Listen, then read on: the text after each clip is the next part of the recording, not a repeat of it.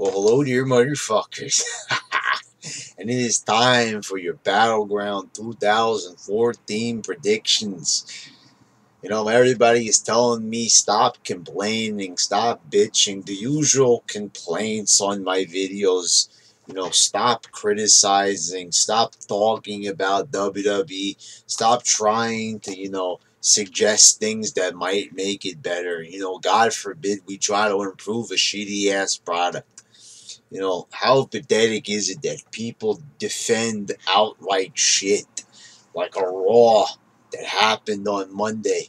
How the hell could anybody defend that piece of shit when you've got Sonic commercials, half the fucking shows just shilling for the network, and people are defending a fucking shill show, a shill shit show, a shill shit show. People are defending this. This is completely counterproductive and retardation up the motherfucking ass, people. Stop defending a show that does not deserve to be defended. Anyway, with that aside, it's time to predict the matches. Hit this glorious pay-per-view, which according to some people has a stacked card. Stacked full of motherfucking shit, you fucking assholes. This always happens. You've got a card that just looks like trash, and people are saying that you should be happy for it. Just because, yes, I will admit this is probably the first time they've had a card, all set up with no surprise matches. They've got 1, 2, 3, 4, 5, 6, 7 matches lined up. One of those matches on the pre-show. Anyway, Naomi will defeat Cameron on the pre-show. This is pretty fucking obvious, I think. Of course, the one that knows how to wrestle is going to beat the one that doesn't know what the fuck she's doing. That's, if it goes the other way around, then that is just dumb. Anyway, I don't really see where this can go. The Funkadactyls, no one really cares about the motherfucking Funkadactyls. I don't even know why they are the Funkadactyls. Brodus Clay has been motherfucking fired. Why are they even there? And he wasn't even there for like 6 months before he got fired, and they're still the Funkadactyls. Well, now they're the Nothing Dactyls. I don't know. They're not even together anymore, so who gives a fuck? Then it'll be the main show, Rusev versus Swagger. Rusev will probably win. They've had like 2 good segments building up to this match. As I said, the only thing on Raw that was enjoyable was the segment between Swagger and Rusev. And, they weren't even directly responsible for the entertainment that took place during that segment. It was their fucking managers. But regardless of their antics and everything, this match could be pretty decent. It's 2 big guys. They probably could put together a pretty decent match. They're competent. I'm not big on Rusev, but, it's a shame that Swagger will probably lose this one. I don't think that they'll have all this build for Rusev, being undefeated, and just have a guy like Swagger who hasn't done fucking anything in months just come out of nowhere and beat him. But, at least Swagger was getting some sort of spotlight, a slight push, a very slight push. But, it'll probably all come to an end at the pay-per-view. Then you got Rollins versus Ambrose. Rollins will probably win. He'll probably cheat to win. I'll think. I really doubt it will be a clean win. This will probably be a pretty good match. I'm looking forward to it. 2 really good wrestlers. 2 guys that, Rollins will probably be future champion eventually. Ambrose has the potential. I've always been more of an Ambrose supporter. You guys know that. Think Ambrose has got better mic skills. Not that Rollins is, shabby or anything on the mic. He's pretty good. But, Ambrose, I think that, he has more potential just based on his overall character. But anyway, still, this should be a pretty good match. I'm expecting, Not a lot. That would be foolish to expect that from WWE, but I'm expecting at least something decent here. Something at least in the 3-star range, hopefully. Then you got AJ and Paige, and I got a feeling that this will probably end in the DQ. I think that, they don't have anything else going on in the Divas division, so if they're smart, then I don't think they're that retarded. They'll probably extend this a bit. It's been mildly, very mildly interesting.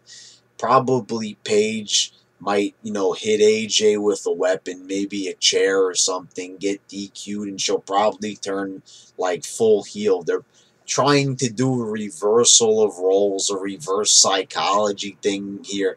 It's not been quite clear. Um, but Paige will probably go heel. I think at the pay-per-view will probably be the most logical thing. You're doing this whole respect angle. Obviously, something's going to give. That's what I think. Then you got the Wyatts and the Usos, the motherfucking Usos, who they've had the tag belts, and it just feels like the belts are just there. Like they're like a belt that holds up your motherfucking jeans, basically.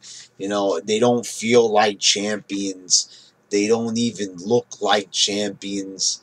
They don't deserve to be champions, motherfuckers. Anyway, I think that the Wyatts will probably beat them at this pay-per-view. It's just, they should have won at the last pay-per-view, but maybe they wanted to extend their run a bit. But it's gone on long enough. The Usos are not good. As I said, their matches are the same fucking thing. Very, very similar, if you've noticed, to a Roman Reigns match. Same shit. Instead of the Superman punch, it's the super kick. Splash off the top rope, a plancha to the outside, rinse and repeat, motherfuckers. Same shit every single match, the same fucking moves. And just like Roman Reigns throwing a Samoan drop because they're Samoan, why not? Basically all the moves that every Samoan guy has done, they're going to do. It's the same thing, very predictable offense. So, I'm expecting this to be decent. The pay-per-view match, Money in the Bank, forgot there for a minute. The match was pretty decent. So, it might be okay. But the Wyatts should win this one, and I'm pretty sure they will. Then, you got Bray Wyatt and Jericho. I'm also thinking this is going to be a pretty good match. See, this card is not very exciting the way how it's been built up, but there are decent matches on it. It does stand a chance of being a decent pay-per-view now that I think about it, really. You have some decent matches on here, but it's just I'm not excited because the build has been complete shit. That is pretty much what I'm saying here, and WWE's been very lazy as of late, so I won't be surprised if it totally sucks too. But anyway, I'm thinking Bray Wyatt will probably beat Jericho. Jericho might have just he might have just returned, but Bray Wyatt can't really afford to have another loss. He really can't. The man hasn't won anything in a very long time. He's, barely beat Cena at a pay-per-view with constant, ridiculous interference. Then he loses miserably to Cena in the finale. Didn't even look like he was close to winning at the pay-per-view in the ladder match for the world title. And Wyatt just kind of seems like he's there. Doesn't even seem relevant, really. He's just there on the show, and basically he's just been forced into a feud with Jericho, basically because, Jericho needs something to do when he returns. That's basically the only reason, why this match is taking place. It hasn't even been properly built up anyway, Wyatt cutting a ridiculous promo on Raw didn't explain fucking shit of why he hates Jericho. Just talking about, Jericho, do you remember what it's like to be a child? What the fuck does that even mean? You know, is he a pedophile? He's talking about Jericho. Does he want to see fucking baby pictures of him? I don't understand. But anyway, you know, I think that Bray Wyatt will probably win this one. Then you've got the main event, people. The big main event. The one that everyone's excited for. Cena, Roman Reigns, Kane and Orton. What a piece of shit main event this is. And this is why I'm thinking that this pay-per-view, even though it has potential, because he got some decent matches on it. Dean Ambrose and Rollins. You know, Jericho and Wyatt. You know, guys that are good that I like. You know, there there does stand to be the possibility that it might turn out good. But this main event right here, people, these are just all the motherfucking guys that I hate. You know, you know, higher biased. You know, I never said that I'm fair and impartial. These videos, they're my opinion, people. But anyway, this match, it's just, you know, it's everybody that's just been forced down our throats or just washed up or should fucking retire, basically. Let's run through the list here. Cena, shoved down our throats constantly. He's won the 15th world title of his career. You know, he's won more world titles than years he's been an active wrestler on the roster. That is just fucking insane. You know, there's no way that should happen. You know, the comparison there with Ric Flair, you know, it took him nearly 30 years to win those 16 world titles. Cena, it takes him 2 hours. Anyway, so Roman Reigns, another guy, limited moveset, limited charisma, limited intelligence, limited penis size, and still everybody fucking just loves, you know, basically. You know, it's basically all guys saying all this shit about Roman Reigns, but if they did have vaginas, they would be very, very moist for Roman Reigns. You know, this is the crazy thing. It's just that people, they have no reason for liking him. There's no reason. People are not even saying that he's a good wrestler. They're not even saying that he's good at promos. They're just saying that they like him. And everybody is telling me WrestleMania 31, Roman Reigns is going to win the world title from Brock Lesnar. There are more than one person has said this to me. And I am really thinking here, you know, if that is their plan, I don't know where people are even reading this fucking shit. Where are you people getting this info from? You know, WrestleMania 31 is fucking 8-9 months away, and people are already predicting this even before WWE is even talking about it. Roman Reigns, you know, I don't understand the appeal. You know, there's nothing to like about this guy. If he has no good qualities, then why does he deserve shit? I've never seen this before. People just blindly follow a guy. You know, there's nothing to get worked up over about him. Kane, this man has to fucking retire already. I've said it for fucking years here on YouTube. Why the fuck is he still there? How ridiculous is it? This man has spent time as a dentist. He's spent time as you know, wearing a mask, not wearing a mask, then wearing a mask again, then not wearing the mask, then wearing the mask again. And this is just fucking retarded already. You know, fucking 3-4 times switching the mask on and off. And he can't wrestle. The guy could barely fucking move in the fucking ring.